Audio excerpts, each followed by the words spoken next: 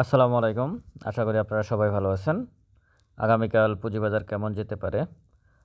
এই বিষয়ে যদি বলি তাহলে আজকের মার্কেট নিয়ে একটু আলোচনা করব। আগামীকাল কী হতে পারে এবং ২-১টা নিউজ নিয়ে কথা বলার চেষ্টা করব। তো আজকের মার্কেটে যদি বলি ৩৬ পয়েন্টের মতো মাইনাস, অনেক বড় একটা পতন হলো। ৩৬ পয়েন্ট ইনডেক্স মাইনাস হচ্ছে, তার থেকে বড় বিষয়টা হচ্ছে ডিক্লাইনে ২৫৫টা শেয়ার আছে আজকে।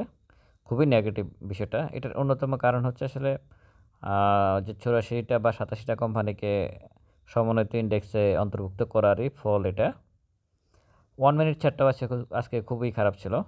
অনেক বেশি মাইনাস ছিল আজকে 1 মিনিট চার্ট।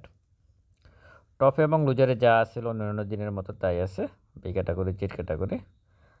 ইদানিং একটু মনে হচ্ছে টেক্সটাইল একটু নাড়াচাড়া দিচ্ছে, ভালো করার চেষ্টা করতেছে, কিন্তু ভলিউমের কারণে আসলে পারতেছে না। ৩১৮ কোটি টাকা আজকে ভলিউম।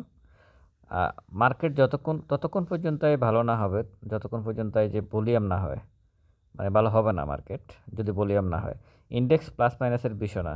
ইন্ডেক্স তো প্লাস, অনেক বড় একটা প্লাসও দেখতেছেন। কতটুকু প্রাইস বাড়ছে? খুব বেশি কি বাড়ছে? বাড়ে নাই। তো এই ইন্ডেক্স প্লাস মাইনাসের থেকে বড় বিষয় হচ্ছে ভলিউম। টাকার লেনদেনটা অনেক বেশি হতে হবে, তাহলেই মার্কেট তার গন্তব্যে পৌঁছবে। আমরা যেটা আশা করি, বিনিয়োগকারীরা যেটা স্বপ্ন দেখে, সেটা পূরণ হওয়ার দ্বারপ্রান্তে যাবে যদি ভলিউমটা বাড়ে। আর ইন্ডেক্স পজিটিভ নেগেটিভ সবই আমি মনে করি আজকে অন্যান্য দিনের মতো যা ছিল সেরকমই। আজকে টোটাল মার্কেটটাই নেগেটিভ ছিল। ৩৬ পয়েন্ট মাইনাস ছিল। এর থেকে বড় বিষয় হচ্ছে টোটাল মার্কেটেই নেগেটিভ ছিল আজকে, সপ্তাহের প্রথম দিন। এখন আগামীকাল মার্কেট কি হতে পারে এই বিষয়ে যদি বলি তাহলে মুভিং অ্যাভারেজের ভ্যালু অনুযায়ী তো সেল সিগন্যাল দিলই। মার্কেটের প্রাইস ৫,১৩২ আর মুভিং অ্যাভারেজ 14 দিনের ভ্যালু ৫,১৬৬। ম্যাকডি এবং হিস্টোগ্রামের বার অনুযায়ীও আজকে সেল সিগন্যাল দিয়ে দেওয়া হয়েছে। তার মানে 3টা সাইড থেকে সেল সিগন্যাল দেওয়া হয়েছে আজকে। তবে একটা সাপোর্ট জোনে আছে মার্কেট এই মুহূর্তে। ইন্ডেক্সের যে সাপোর্ট জোন সেটাতে আছে। সব কিছু মিলায় আগামীকালকে আমরা একটা সবুজ ক্যান্ডেল দেখার সুযোগ আছে বলে মনে করি আমি। একটা সবুজ ক্যান্ডেল হওয়ার সম্ভাবনা আছে আগামীকালকে, যদি মার্কেটে ভলিউমটা কন্টিনিউ করে। মানে আজকে যা ভলিউম হয়েছে তার থেকে যদি ভলিউমটা বাড়ে, তাহলে আগামীকালকের মার্কেট একটা সবুজ ক্যান্ডেল দেখতে পাবো আমরা। এটা আশা করতেই পারি। তবে সবুজ ক্যান্ডেল আর লাল ক্যান্ডেলের থেকে বড় যে বিষয়, বিনিয়োগকারীদেরকে আমি বলবো যারা আমার ভিডিও শোনেন, খুব দ্রুত কোনো শেয়ারের প্রফিট এই মুহূর্তে করতে পারবেন না। আপনি গত 2 মাস ধরে যে শেয়ারগুলোর প্রাইস আপ হয়েছে, ডাউন হয়েছে, এখানে যারা অ্যান্টি এক্সিট নিছে তারা সবচেয়ে বেশি লুজার হয়েছে। এমনিতেই তো ইন্ডেক্স ১২০০-১৫০০ পয়েন্ট মাইনাস হওয়ার কারণে অনেক বেশি লুজার বিনিয়োগকারীরা, কিন্তু ওইদিকে তো একবার লুজার হলো ইন্ডেক্স পতনের কারণে। আর এইখানে ওটাতে আপনার হাত ছিল না, কারণ ওখানে বড় বিনিয়োগকারীদের কারসাজি ছিল। মার্কেটে যারা মেকার তাদের সমন্বিত কারসাজি, মানে টপ লেভেল থেকে কারসাজির ব্যাপার ছিল, যার কারণে ইন্ডেক্স পতন হয়েছে, সেটা অন্য বিষয়।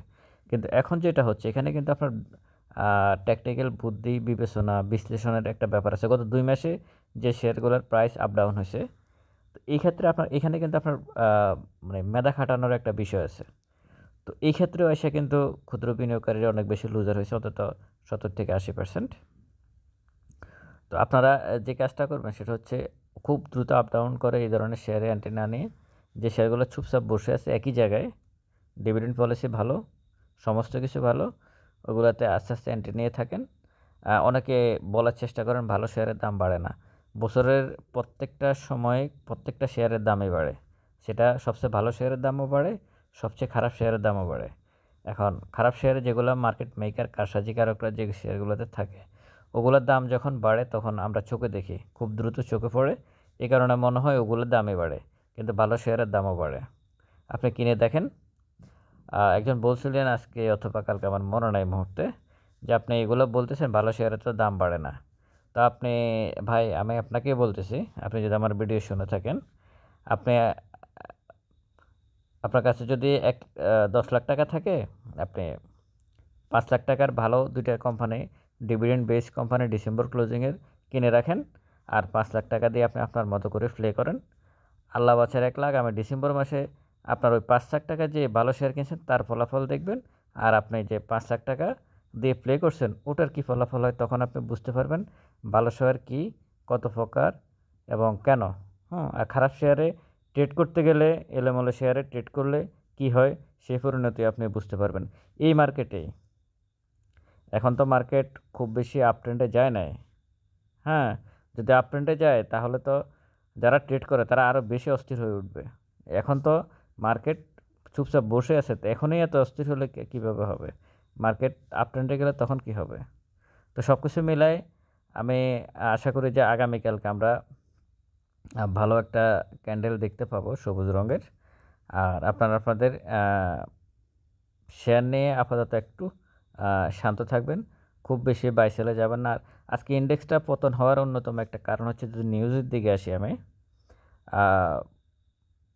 মার্জিন রুলের নিয়মের একটা পরিবর্তন হয়েছে সম্ভবত, আমি শিওর না এখনও, আমি বড় নিউজ দেখি নাই, শুধু একটা জায়গায় আমি দেখছি যে আগে PE 40 থাকলে মার্জিন দিত, এখন 30-এ নিয়ে আসছে সেটাকে, আর 1:1 সম্ভবত করছে। এটা ডিটেলস না জানলে আসলে বলা মুশকিল, তবে এরকম কিছু একটা হয়েছে। এটার কারণে মার্কেট পতন হয়েছে অনেকে বলার চেষ্টা করতেছে, আমি এটা মনে করি না। এটার সাথে মার্কেট পতনের কোনো কিছু নাই। আমাদের দেশের মার্কেট কী জন্য পতন হয় এটা আসলে বলা মুশকিল। শ্রীলঙ্কাতে উল্লেখ হয়েছে আমাদের মার্কেট পতন হচ্ছে, তখন শ্রীলঙ্কার ইন্ডেক্স বাড়তেছে। তো এই আমাদের দেশে কী হবে এটা আসলে বলা মুশকিল। তো যাই হোক, আপনারা আপনাদের বিনিয়োগের ব্যাপারে সাবধান থাকবেন। আর জুন ক্লোজিং শেয়ারগুলোর Q2 এই জানুয়ারির ভিতরে চলে আসতেছে, আমি আগেও বলছি। এই ক্ষেত্রে আপনারা আপনাদের শেয়ারগুলোর বিষয়ে একটু সচেতন থাকবেন। আর ডিসেম্বর ক্লোজিংও মোটামুটি ডিভিডেন্ড বেশিরভাগ শেয়ার চলে আসবে ডিভিডেন্ডগুলো। সব কিছুকে একটু লক্ষ্য রাখবেন, লক্ষ্য রেখে একটু চিন্তাভাবনা করেই মার্কেটে আসলে টিকে থাকতে হবে। এই মুহূর্তে আমি একটা কথা বারবারই বলি, এই মুহূর্তে লস নয়, আপনি প্রফিট একেবারে কম করুন, কোনো সমস্যা নেই, কিন্তু আপনার মূল টাকাটা যাতে নষ্ট না হয় এদিকে আপনি খেয়াল রাখবেন। এই মুহূর্তে এখন যে অবস্থা ডাউন ট্রেন্ড মার্কেটে, আপনার মূল টাকাটা হারিয়ে যাওয়ার সম্ভাবনাটা অনেক বেশি থাকে, এটা যাতে না হয়।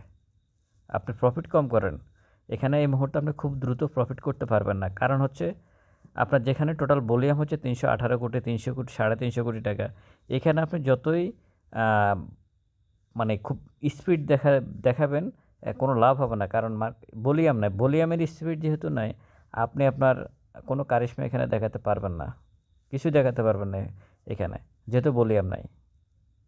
তো সব কিছু মিলে আপনারা একটু সাবধানতা অবলম্বন করবেন, ভালো থাকবেন। আর ডিসক্রিপশন বক্সে নাম্বার দেওয়া আছে, প্রয়োজনে যোগাযোগ করতে পারেন। আসসালামু আলাইকুম।